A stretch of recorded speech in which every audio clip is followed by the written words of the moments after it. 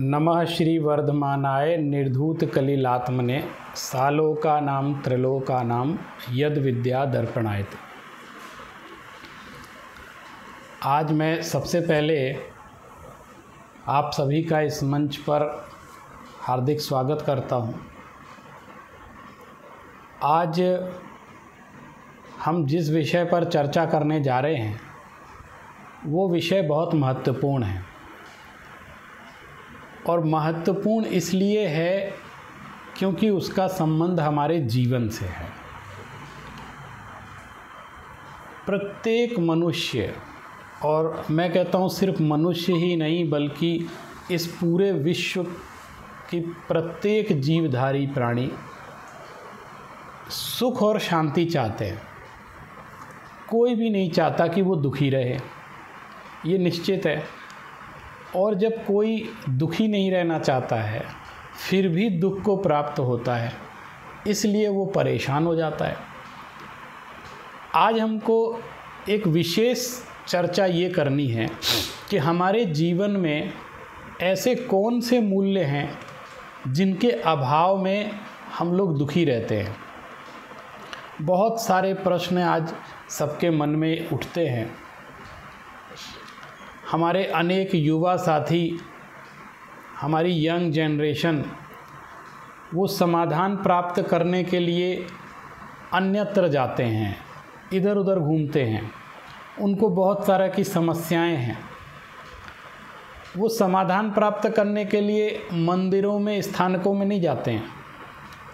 वो समाधान पूछते हैं अपने मित्रों से, अपने गुरुजनों से, टीचर से, उन सब से बातें करते हैं।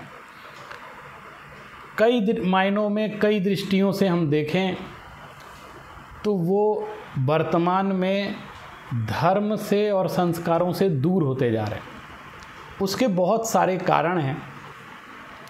अभी अगले 10 दिनों में हम लोग प्रत्येक दिन एक विशेष विषय पर चर्चा करेंगे जिसका संबंध हमारे खुद के जीवन से है। और उस विषय पे चर्चा हमको इसलिए करनी है, इसलिए विचार करना है क्योंकि हम सभी एक सुखी जीवन चाहते हैं। हम चाहते हैं कि हमारा जीवन सुखी हो, सार्थक हो और सफल हो। सफलता भी हो, सार्थकता भी हो, ये हम सबकी पहली पसंद है। और इसके उद्देश्य से ही हम जीवन में सारा काम करते हैं, सब पुरुषार्थ करते हैं। कभी हर व्यक्ति इस बात को सोचता है, विचार करता है कि आखिर मेरे जीवन में दुख आते क्यों हैं, अशांति आती क्यों हैं, या क्या हमारे जो इमोशंस हैं, हमारी जो भावनाएं हैं, या हमारी जो उत्तेजनाएं हैं, क्या हम उसको ऑर्गेनाइज कर सकते हैं, क्या हम उसको मैनेज कर सकते हैं, क्या उसको हम कंट्रोल कर सकते हैं। और ऐसी कौन सी चीज़ है जो हमें दुखी करती है। आप एक सामान्य सड़क चलते रिक्शे वाले से भी पूछेंगे तो वो भी अपनी बात आपसे कहेगा। वो भी बहुत बड़ी बात आपको समझा देगा क्योंकि उसने जीवन में वो सब झेला है, उसका अनुभव किया है। अधिकतर क्या होता है, एक चीज़ के लिए मैं विशेष रूप से आप सबसे बात कहना चाहता हूँ कि हम जिस अवसर पर ये चर्चा कर रहे हैं, ये अवसर बहुत मुश्किल से हमारे जीवन में आता है। और आता किस लिए है, ताकि हम बाकी सभी दिनों में बाहर की तरफ देखते हैं। और अभी अगर हम किसी विशेष पर्व पर अपनी बात कह रहे हैं तो ये पर्व आया है हमको अपनी तरफ देखने के, कि हम खुद के अंदर झांक कर देखें। जो प्रतिक्रमण है वो किस लिए होता है कि हमने जो अतिक्रमण कर दिया है उसका प्रतिक्रमण करना है। हमने जो बाहर की तरफ अपनी सीमाओं को हम भूल करके आगे बढ़ गए हैं, हमें वापस अपनी लिमिट्स में आना है, वापस अपनी सीमाओं में आना है। आज एक विशेष विषय पर मैं आपसे चर्चा करने के लिए उपस्थित हुआ हूँ। और आप विश्वास मानिए, मैं कोई यहाँ प्रवचन करने के लिए नहीं आया हूँ, मैं सिर्फ कुछ ऐसी बात करना चाहता हूँ जो हमारे जीवन से जुड़ी हुई है। मैं कोई उपदेश देने के लिए आपके बीच में नहीं आया हूँ। आप इस बात पर ईमानदारी से विचार करेंगे, क्या कोई चीज़ ऐसी है जो या तो हमारी दृष्टि में नहीं आ पाई है या हम उस पर सोच नहीं पाए हैं, और अगर हमारे जीवन में कहीं कोई कमी दिख रही है तो उसका रीज़न क्या है? उस कमी को क्या हमने कभी आइडेंटिफाई करने की कोशिश की है? आज हमको मिलकर इस पर विचार करना है और रोज़ हम लोग एक एक विषय पर विचार करेंगे, बातचीत करेंगे। आज हमको विचार करना है शांति के ऊपर। हम अपने जीवन में शांति कैसे स्थापित कर सकते हैं? आपने देखा होगा पूरा विश्व अशांत है। इस पर बड़ी बड़ी कॉन्फ्रेंस होती हैं, विश्व शांति की बात चलती है, वर्ल्ड पीस की बात चलती है। क्यों? क्योंकि सब लोग अशांति को देख रहे हैं। पूरे विश्व में अशांति है, इसलिए विश्व शांति की चर्चा होती है। आपने कभी विचार किया है कि विश्व में अशांति कहाँ पर है? आप घर से बाहर निकल कर के जाइए, झील के किनारे जाइए, पहाड़ों के ऊपर जाइए, आपको शांति शांति नज़र आएगी। पेड़ पौधों के अंदर क्या अशांति दिखलाई देती है? क्या नदी में अशांति दिखाई देती है आपको? आप प्रकृति से बातचीत करिए, क्या उसमें अशांति दिखाई देती है? आप कभी समुद्र के सामने खड़े होकर के समुद्र को देखिए, उसकी गहराई को देखिए, उसके शांत स्वभाव को देखिए, आपको लगता है कि कहीं अशांति है? तो क्यों ये कहा जाता है कि विश्व में अशांति है और हमको शांति के लिए प्रयास करना है? दरअसल विश्व में कहीं भी अशांति नहीं है, चारों तरफ शांति है। अशांति है हमारे अंदर, और ये जो हमारे अंदर का विश्व है ये अशांत है, इसलिए हमको पूरे विश्व में अशांति दिखलाई देती। आप एक बार कल्पना करिए, यदि इस पृथ्वी से मनुष्य न रहें तो विश्व शांति की कोई समस्या खड़ी रहेगी हमारे सामने? अगर इस पृथ्वी पर मनुष्य ना हो तो आपको लगता है कि विश्व में कोई अशांति की बात करेगा या अशांति फैलाएगा? इसका मतलब है कि पूरी दुनिया में शांति है। हम निगेटिव क्यों सोचते हैं? तो अशांति कहाँ पर है? हमारे अंदर है या हमारे दिमाग के अंदर है। इस पर विचार करें, अशांति इसके अंदर है। तो शांति की खोज के लिए हमको कहीं बाहर नहीं भटकना है। सबसे पहले हम लोग एकाग्र हो जाएं, आज एक जगह बैठकर बात करें। कहाँ जाएं? आप हमको सलाह दो, मैं शांति के लिए कहाँ चला जाऊँ? आज हमारे जो युवा साथी हैं उनको लोग प्रेरणा देते हैं, तुम मंदिर जाओ, पूजा करो, अभिषेक करो, तुमको शांति मिलेगी। वो कहते हैं मंदिर में मुझे ज़्यादा अशांति दिखलाई देती है, वहाँ के झगड़े दिखाई देते हैं, वहाँ अशांति ज़्यादा है। तो कहते हैं मैं ऐसी जगह नहीं जाऊँगा। हमने कहा तीर्थों पर जाओ, पहाड़ों पर जाओ, तीर्थ यात्रा करो। किस लिए? बोले शांति मिलेगी। वो वहाँ भी होके आए, उनको वहाँ भी झगड़े दिखलाई दे रहे हैं। चलो झगड़े ना भी हों तो भी ये जितनी भी चीज़ें हैं जिनको हमने शांति के लिए स्थापित कर रखा है, वो सब मिल कर के भी आपको शांत नहीं कर सकते यदि आपके अंदर शांति नहीं है। अगर हम अंदर से अशांत हैं और बाहर हम कितना भी पूजन अभिषेक कर लें और कितने भी स्तोत्र पाठ कर लें, जो सुबह से हम पूजा पढ़ते चले आ रहे हैं, लेकिन अंदर अशांति है, तो शांति पैदा नहीं हो सकती। इसलिए मैं आपके सामने आज शांति की बात करने आया हूँ। इसलिए बात करने आया हूँ क्योंकि एक बहुत बड़ा जीवन मूल्य है, वो है क्षमा, फॉरगिवनेस। और उसका जो दूसरा नाम है वो शांति बोलते हैं, बहुत प्राचीन शास्त्रों में नाम मिलता है शांति। शांति शांति।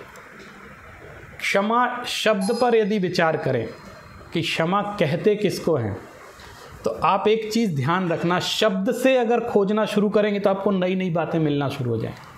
आप धीरे धीरे शांति की तरफ बढ़ना शुरू कर दें, क्योंकि हमारे शब्द और उसके अर्थ भी बहुत कुछ कहते हैं। हम क्या करते हैं कि शब्दों के प्रयोग कर लेते हैं लेकिन उसके अंदर के भाव को नहीं देख पाते हैं, इसलिए हम उससे कुछ ग्रहण नहीं कर पाते। एक मैसेज आता है मेरे पास कि मुझे क्षमा कर दीजिए, मिच्छामि दुक्कडम, और मैं हज़ारों लोगों को फॉरवर्ड कर देता हूँ। हो गई मेरी क्षमा, मैंने सबसे क्षमा मांग ली। एक बहुत अच्छा एक किस्सा हुआ, वो आपको बताता हूँ थोड़ा मनोरंजन के लिए, कि मेरे पास जैसे आपके पास आते हैं वैसे मेरे पास भी बहुत सारे मैसेज आते हैं शांति के लिए, क्षमा के लिए। तो जैसा कि आज संवत्सरी का भी पर्व है और उत्तम क्षमा का भी आज दिन है, तो कई मायनों में आज ज़्यादा क्षमा की भावना हो रही है लोगों की। तो इतने सारे मैसेज आ जाए, तो एक मित्र का मैसेज आया कि मेरे जीवन भर जो मैंने गलती की है या अनजाने में कोई भूल हो गई है, तो आज मैं हृदय से हाथ जोड़ करके आपसे क्षमा याचना करता हूँ। उसने मुझे मैसेज भेजा, तो मैंने उसका उत्तर लिखा, और मैंने उत्तर में लिखा कि मैंने तुम्हें क्षमा किया। आपको क्या लगता है, मेरा मैसेज पढ़कर वो खुश हुआ होगा? जबकि मैंने तो वही काम किया जो मुझसे मांग रहा था। उसने कहा मुझे क्षमा कर दो, तो मैंने क्षमा कर दिया। अब उसने बोला तो नहीं, लिख के भेजा, तो उत्तर भी तो मैं लिख के ही दूंगा ना। मैंने कहा ठीक है, तुमने जीवन में जो भी अपराध किए मैं उसके लिए तुम्हें क्षमा करता हूँ। वो नाराज़ हो गया। क्यों नाराज़ हो गया मुझे समझ में नहीं आया, लेकिन आपको भी यदि कोई ऐसा उत्तर देगा तो आप भी नाराज़ हो जाएंगे। क्यों? क्योंकि हम क्या अपेक्षा करते हैं अगले से कि अगर मैंने मिच्छामि दुक्कडम कहा है तो आप भी मिच्छामि दुक्कडम बोलिए, आप भी अपनी गलतियों की क्षमा याचना मुझसे कीजिए, ऐसा बोलते हैं। हमने अपेक्षा कर ली ना, उसने सोचा था ये भी मुझसे माफ़ी मांगेंगे, लेकिन मैंने माफ़ी नहीं मांगी। मैंने उसको कह दिया मैं तुमको क्षमा करता हूँ, तो जो तुमने मांगा मैंने दे दिया, तो फिर भी नाराज़ हो रहे हो। इसका मतलब है तुमने हृदय से नहीं मांगा था, तुमने एक फॉर्मेलिटी निभाई थी। आज के दिन मैं एक बात आपसे कहना चाहता हूँ, यदि आप क्षमा को समझना चाहते हैं तो कुछ क्रियाकांडों से और औपचारिकताओं से ऊपर उठ करके विचार करना प्रारंभ कर दीजिए। अगर आप सिर्फ कुछ क्रियाओं में उलझे रहेंगे और आप सोचेंगे कि मैंने क्षमा वाणी की पूजन पढ़ ली है, आप सोच लेंगे मैंने उत्तम क्षमा धर्म की जाप दे ली है, उत्तम क्षमा धर्मांगाय नमः बोल दिया है, और आज मैंने क्षमा का अर्घ चढ़ा दिया है, और मैंने क्षमा पर भजन गा दिया है, और मैंने क्षमा भजन पर नृत्य कर लिया है, तो मैं क्षमा का धारी हो गया।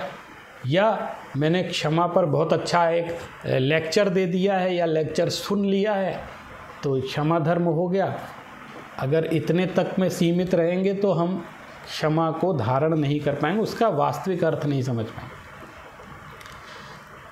समस्या कहाँ है, इस पर विचार करना है।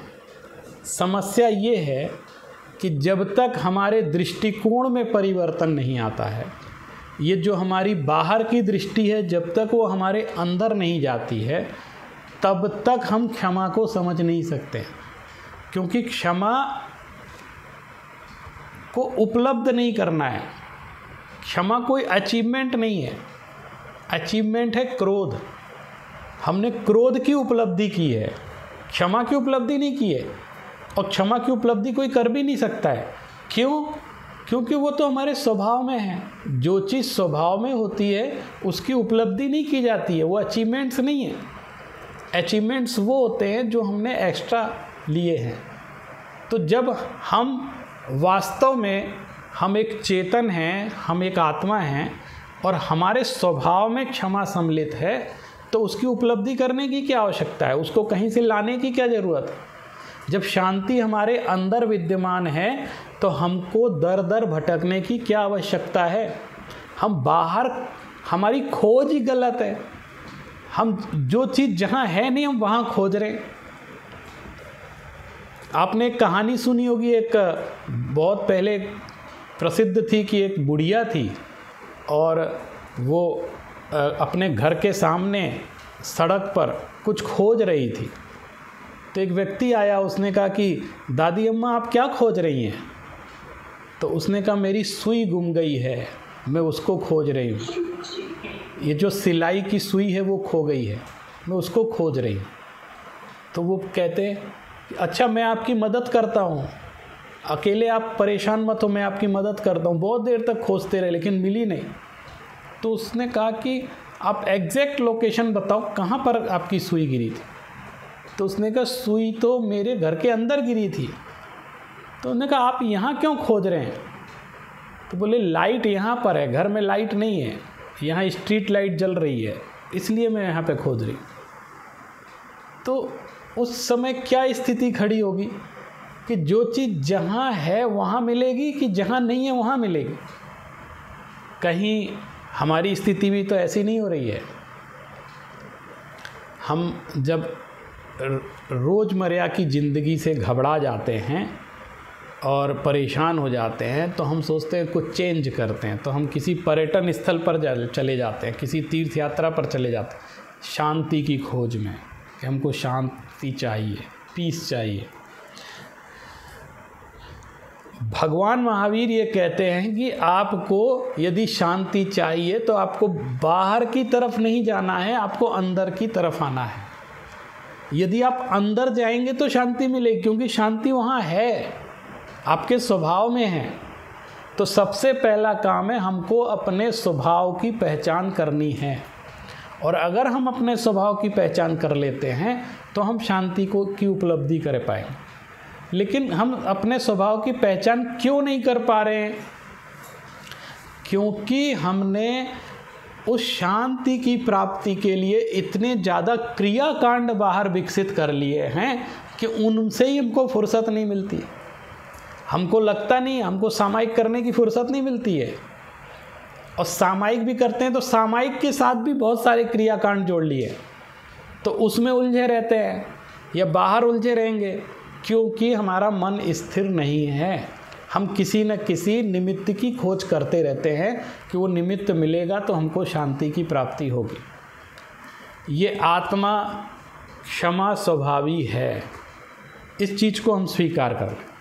और यदि हम ये स्वीकार नहीं करेंगे तो कभी भी हम उसकी उपलब्धि नहीं कर पाएंगे। ये निधि हमारे अंदर होते हुए भी हम उसका विकास नहीं कर पाएंगे, हम उसको प्राप्त नहीं कर पाएंगे। कुछ और बहुत सारी बातें हैं। सबसे पहले इस बात को हम स्वीकार कर लें कि हमको शांति की खोज करने के लिए कहीं जाने की ज़रूरत नहीं है। सबसे पहला पॉइंट ये है, आप एक कमरे में बैठकर शांति की प्राप्ति कर सकते हैं, क्रोध का अभाव कर सकते हैं, क्षमा का दर्शन कर सकते हैं। जो हमारे अंदर परमात्मा विराजमान है उसका हम दर्शन कर सकते हैं। पहले तो इस बात को स्वीकार कर लीजिए।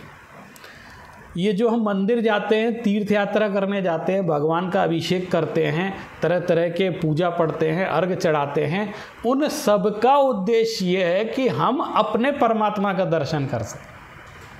वो करवाया इसीलिए जाता है, और इसलिए भी कराया जाता है ताकि आप बाहर की जो और दूसरी दुनिया है उससे हट कर के इधर जुड़ें और इसके माध्यम से अपना आत्मदर्शन हम कर सकें। सेल्फ रियलाइजेशन, अगर सेल्फ रियलाइजेशन नहीं होगा तो सारी चीज़ें बेकार हो जाती हैं, लेकिन हम उसमें उलझ करके रह जाते हैं, इसलिए उस चीज़ की प्राप्ति नहीं कर पाते। और उलझ क्या जाते हैं, अटक जाते हैं, उसी में वाद विवाद करने लगते हैं, उसी में फंस जाते हैं और सुलझा नहीं पाते हैं और अपनी आत्मा की शांति को भूल जाते हैं। आत्मा में क्रोध क्यों उत्पन्न होता है, हमारे अंदर क्रोध होता क्यों, पहले ये देख लीजिए। क्रोध तो है ही, हम जिस अवस्था में हैं हमारे जीवन में क्रोध होता है। एक विभाव है ये, और ये होता है, तो उसको कैसे मैनेज करें इस बात पर विचार करते हैं। एक ट्रेनिंग इंस्टीट्यूट खोलना चाहिए कि कषायों को कैसे करें। उल्टी बात बता रहा हूँ मैं आपको। आपसे हर जगह कहा जाएगा कषायों को छोड़ें, मैं आपसे कहना चाहता हूँ कषायों को कैसे करें। जैसे क्रोध का प्रबंधन कैसे करें। अगर मैं कहूँ आप क्रोध छोड़ दो तो आप छोड़ नहीं सकते, मेरे कहने से नहीं छोड़ पाएंगे। और जिस स्थिति में हैं, आप किसी ऑफिस में हैं, आप किसी स्कूल कॉलेज यूनिवर्सिटी में पढ़ रहे हैं, किसी दुकान में हैं, कोई बिजनेस कर रहे हैं, तो आप क्रोध का पूरा अभाव कर दें, ये संभव ही नहीं है। तो जो कर सकते हैं उस पर तो दृष्टि रख सकते हैं। हम क्या कर सकते हैं, हम क्रोध का मैनेजमेंट कर सकते हैं, क्रोध का प्रबंधन कर सकते हैं। जैसे मैं आपसे कहूँ कि आप अंदर से क्रोधित मत होइए, बाहर से क्रोध, नाटक करिए, उसका क्रोध का नाटक करिए। तो नाटक क्यों करें साहब, जब अंदर से, मैं तो जब क्रोध आता है तो आता ही है, वो अंदर से आता है, हम नाटक कैसे कर सकते हैं। क्रोध का नाटक मुझसे नहीं होता, वो तो जब आता है तो अंदर से होता है। गलत। हम इमोशंस के नाटक करते हैं लेकिन निगेटिव वे में करते हैं, उसके अभ्यस्त हैं। जैसे मैं आपसे कहता हूँ, जब कोई बॉस आपको गाली दे रहा होता है तो आपके मन में क्या आता है कि एक जूता निकाल के मारें इसके गाल पे, इसकी हिम्मत कैसे मुझे गाली दे रहा है, डांट रहा है। लेकिन आपका चेहरा कैसा है, आप मुस्कुराते हैं और जी सर बोलते रहते हैं उसके सामने खड़े होकर। ये सब आए दिन फेस करते हैं लोग, कॉरपोरेट जगत में ज़्यादा फेस करते हैं, जी सर मुस्कुराते हैं। तो आपने क्या कहा कि आपने खुशी का, मुस्कुराहट का नाटक किया, अंदर से क्रोध नहीं था, यानी अंदर में क्रोध है, अंदर प्रेम नहीं था, लेकिन आप नाटक कर रहे थे। तो मैं कहता हूँ आप इसका उल्टा कर लो, आप अंदर प्रेम भर के रखो, बाहर क्रोध का नाटक रखो। उससे क्या होगा कि आप अंदर से कभी दुखी नहीं होंगे। आप सोचो, एक बहुत बड़ा ऑफिसर था, उससे मेरी बात हुई, तो मैंने कहा कि आप इतना अपने इमोशंस को मैनेज कैसे कर लेते हैं। अभी थोड़ी देर पहले आप अपने नीचे के कर्मचारियों को बहुत बुरी तरह डांट रहे थे और मैं आया तो मुझसे इतने अच्छे से बात करने लगे। तो मैं तो क्रोधित होता हूँ तो बहुत देर तक ठीक नहीं हो पाता हूँ, और आप तो तुरंत हंसने लगे, मेरे से बात करने लगे। तो बोले करना पड़ता है, अगर मैं रियल क्रोध करने लगूँ तो मैं तो मर ही जाऊँगा। मुझे रात दिन मुझे डांटना है इनको, और मैं अंदर से ही परेशान होने लग जाऊं तो मेरा तो बीपी हाई रहेगा, मैं तो मर जाऊंगा, मेरा हार्ट फेल हो जाएगा। और मैं इतने सारे काम कर सकता हूं क्या यदि मैं क्रोध करूंगा तो मैंने कहा कैसे मैनेज करते हैं। बोले हम क्रोध का नाटक करते हैं। उससे क्या होता है कि हमारी व्यवस्थाएं बनी रहती हैं, लोगों में भय बना रहता है, और लेकिन हम अंदर से क्रोधित नहीं होते हैं। अगर हम अंदर से भी क्रोधित होने लग जाएंगे तो हम अपना काम कैसे करेंगे, हमारा मैनेज कैसे करें उसे। तो मैंने कहा ये तो बड़ी कमाल की बात आपने बताई। तो ये चीज़ जो चीज़ हो सकती है वो तो कर लें, लेकिन होता ये है कि हम जब क्रोधित होते हैं तो हम नाटक नहीं, हम रियल में क्रोध करते हैं, अंदर से क्रोध करते हैं, और तभी कर पाते हैं, ऐसी फीलिंग करते हैं। लेकिन इस तरह का मैनेजमेंट करें तो हम निश्चित रूप से आज के समय में इसको मैनेज कर सकते हैं। मैं 1000 उदाहरण आपको बता सकता हूं कि आप अपने इमोशंस को मैनेज करते हैं, हमें करना पड़ता है, तभी हमारा व्यवहार जगत चलता है। आप जो अंदर है वही बाहर रखेंगे तो आप जी नहीं पाएंगे दुनिया में, कहीं मैनेज नहीं कर पाएंगे। लेकिन ये चीज़ आपको करनी पड़ती है। अब देखो, आप क्षमा शब्द पर थोड़ा सा ध्यान दो। ये क्षमा शब्द जिसका अर्थ सहन करना भी होता है, सहन शक्ति। आपको पता है पृथ्वी, ये जो वर्ल्ड है, इसका नाम भी क्षम है, क्षमा बोलते हैं इसको भी, क्षमा बोलते हैं, इसका पर्यायवाची नाम है। क्योंकि पृथ्वी जो है वो सब कुछ सहन कर लेती है, अच्छे बुरे सारे लोग यहाँ बैठे हुए हैं, कोई बम विस्फोट कर रहा है, कोई कुछ कर रहा है, तो भी पृथ्वी सबको सहन कर रही। इसलिए पृथ्वी सबसे बड़ा क्षमा की धारक है इसके अंदर। और क्षमा शब्द से क्षमता शब्द भी बनता है। कोई हल्का फुल्का आदमी क्षमा को धारण नहीं कर सकता, उसके लिए बहुत बड़ी क्षमता चाहिए। और क्षमता यदि आपके अंदर नहीं है तो आप कथमपि क्षमा को धारण नहीं कर सकते हैं। यह आप बात स्पष्ट मान करके चलिए। जिस व्यक्ति में सहन करने की क्षमता ना हो वो किसी भी दृष्टि से सफल नहीं हो सकता। न वो परिवार में सफल हो सकता है, न वो अपने ऑफिस में सफल हो सकता है, न बिजनेस में सफल हो सकता है, और ना धर्म में सफल हो सकता है। तो सफलता का सबसे बड़ा सूत्र है सहन शक्ति का विकास। यही हमको शांति की तरफ ले जाता है। को एग्जिस्टेंस की जो धारणा है वो इसी के आधार पर विकसित होती है। आपने एक शब्द सुना होगा, देखिए आपको व्यवहारिक उदाहरण बताता हूँ। आपने जब अपने बच्चों की शादी करते हैं लोग, लड़की के लिए लड़का खोजते हैं, लड़का के लिए लड़की खोजते हैं, तो लोग पूछते हैं, जैसे अपनी लड़की के लिए कोई वर देखना है अच्छा सा, तो पूछते हैं कि साहब किसी ने बताया ये बहुत अच्छा परिवार है और ये लड़का बहुत अच्छा है, तो हम लोग एक चीज़ पूछते हैं कि आप ये बताइए इनका रहन सहन कैसा है। इसका मीनिंग क्या है, उनका स्टैंडर्ड कैसा है, ये क्या खाते पीते हैं, क्या पहनते ओढ़ते हैं, इनके पास कितना बैंक बैलेंस है, क्या स्टैंडर्ड ऑफ लिविंग कैसी है, ऐसा ही पूछते हैं ना हम लोग पूछते हैं। तो जब ये पूछते हैं उनका रहन सहन कैसा है, तो उसका अर्थ सिर्फ इतना लगाते हैं कि उनका स्टैंडर्ड ऑफ लिविंग कैसी है, कितने उच्च स्तर वाले, यानी उनका पैसा कितना है, बाहरी वैभव कितना है, इस पर ध्यान देते हैं। लेकिन हमारे बुजुर्गों ने जो ये बोला था कि आप ये देखो रहन सहन कैसा है, तो उसमें हमने एक चीज़ मिसिंग कर दी। हमने अकेला रहन कैसा है देखा, दूसरा सहन कैसा है ये नहीं देखा। हमने दोनों चीज़ पूछी थी, उनका रहन सहन कैसा है, माने रहन माने तो स्टैंडर्ड कैसा है, स्टैंडर्ड ऑफ लिविंग कैसा है, और सहन माने वो सहनशीलता कितनी है उन लोगों के अंदर, मेरी बेटी को वो सहन कर पाएंगे कि नहीं कर पाएंगे, वो लड़का मेरी बेटी को सहन कर पाएगा, उनके परिवार वाले सास ससुर मेरी बेटी को सहन कर पाएंगे, माने कैसे एडजस्ट कर पाते हैं कि नहीं कर पाते हैं दूसरों को। इसकी तरफ हमारा दिमाग नहीं गया, हमने सहन को नहीं देखा।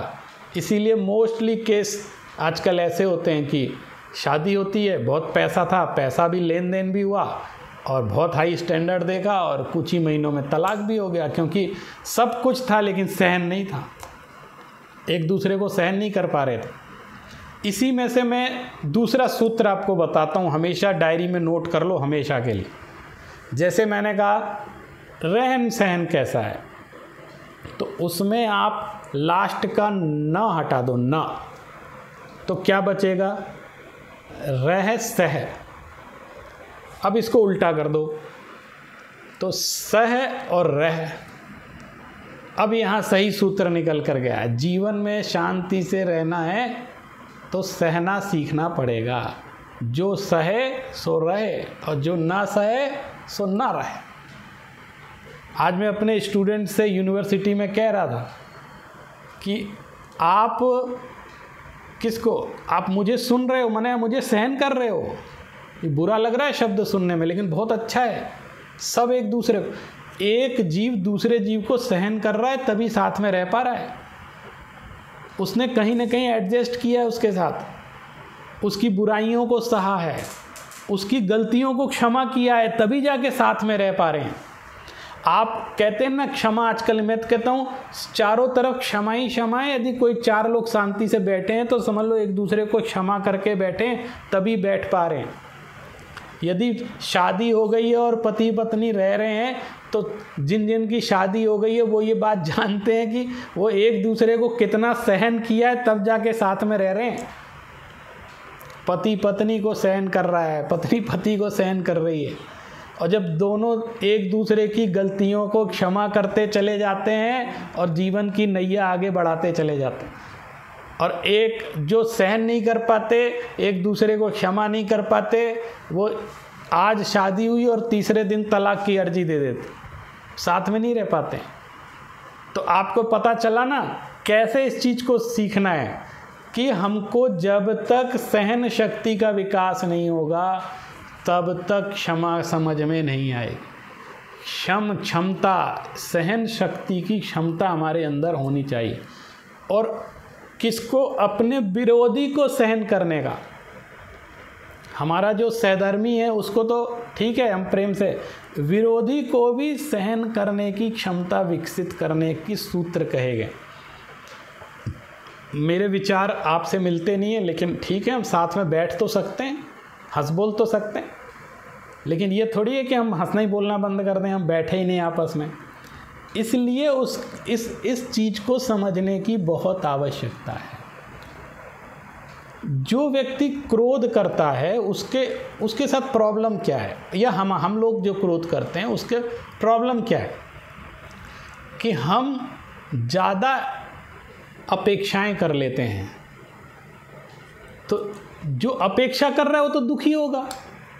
अब जितनी ज़्यादा अपेक्षा करेंगे उतनी ज़्यादा दुखी होंगे। तो मिनिमम रिक्वायरमेंट्स रखेंगे तो हमारे अंदर दुख कम होगा।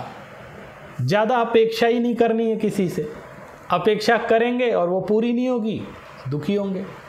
और एक कारण और है कि हम ये मानते हैं कि दूसरा मुझे सुखी दुखी कर सकता है, कोई और व्यक्ति मुझे दुखी कर सकता है, कोई दूसरा मुझे सुखी कर सकता है। हमारी ऐसी मान्यता है, माने पर में इष्ट अनिष्ट बुद्धि, ये एक मान्यता है। इसके कारण हमारे अंदर क्रोध भाव उत्पन्न होता है, क्योंकि यथार्थ दृष्टि नहीं है। लोग कहते हैं मैं कंट्रोल नहीं कर पाता हूँ अपने आप में, ऐसी स्थिति खड़ी हो जाती है तो मैं तो आपे से बाहर हो जाता हूँ। ऐसे तो बहुत अच्छा लगता है, सब शांति की बातें, क्षमा की बातें, लेकिन जब आता है तो एकदम से क्रोध। क्यों? क्योंकि हम उसकी प्रैक्टिस नहीं करते हैं। अनादिकाल से हमारे अंदर किसके संस्कार हैं? विभाव के संस्कार हैं। क्रोध का अभ्यास हमने बहुत किया है, लेकिन हमने कभी क्षमा का अभ्यास नहीं किया ना। प्रैक्टिस करनी पड़ती है उसके लिए सामायिक की बात कही गई है, लेकिन हम उसकी प्रैक्टिस नहीं करते हैं। सामायिक भी करते हैं तो क्रियाकांड में उलझ जाते हैं, ये पाठ पढ़ो वो पाठ पढ़ो, ये नहीं पढ़ना वो नहीं पढ़ना, इसमें उलझ जाते हैं। जो रियल सामायिक है, माने समत्व में रहने का अभ्यास कहाँ करते हैं हम?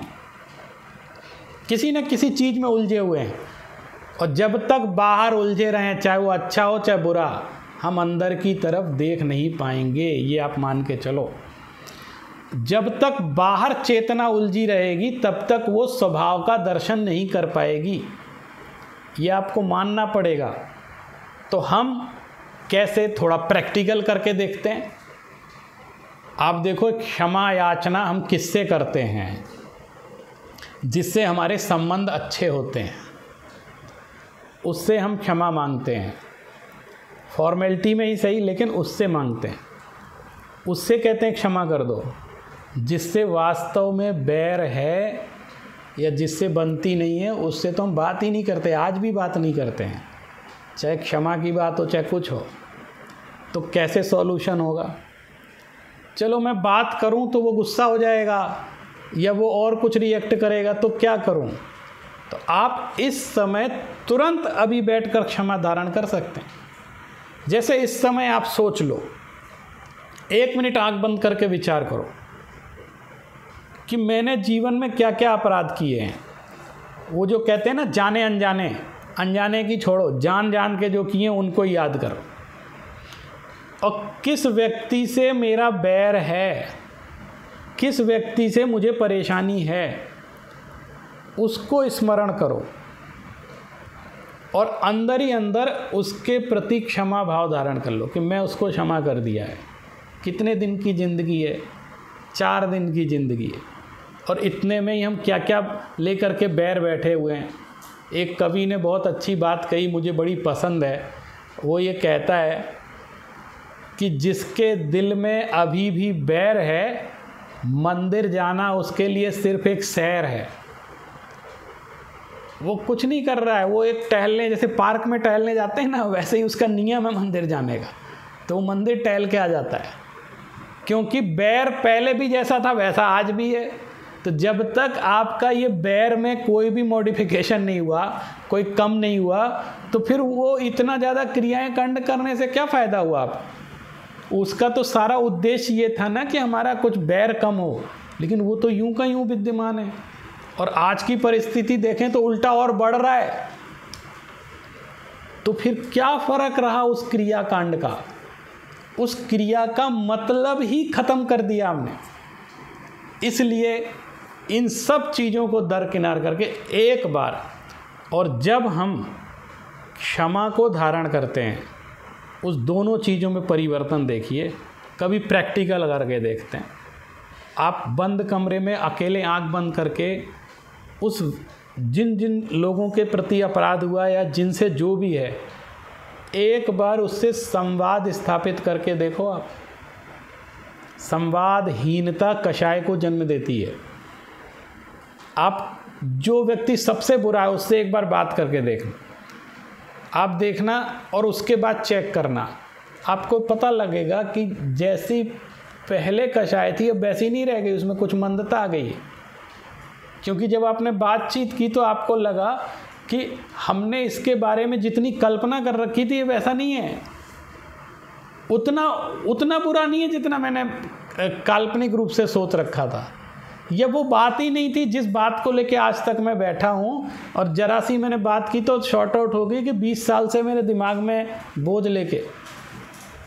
भैया एक बात आपसे कहना चाहता हूँ, आप धर्म मानो नहीं मानो उससे कोई मतलब नहीं है। आप मंदिर जाओ मत जाओ, तीर्थ जाना है जाओ, नहीं जाना मत जाओ, कुछ माला फेरो नहीं फेरो, कुछ मत करो, लेकिन अपने दिमाग का तो बोझ हल्का कर लो। शांति तो यहाँ स्थापित करनी है ना, तो इसका तो बोझ हल्का कर लो।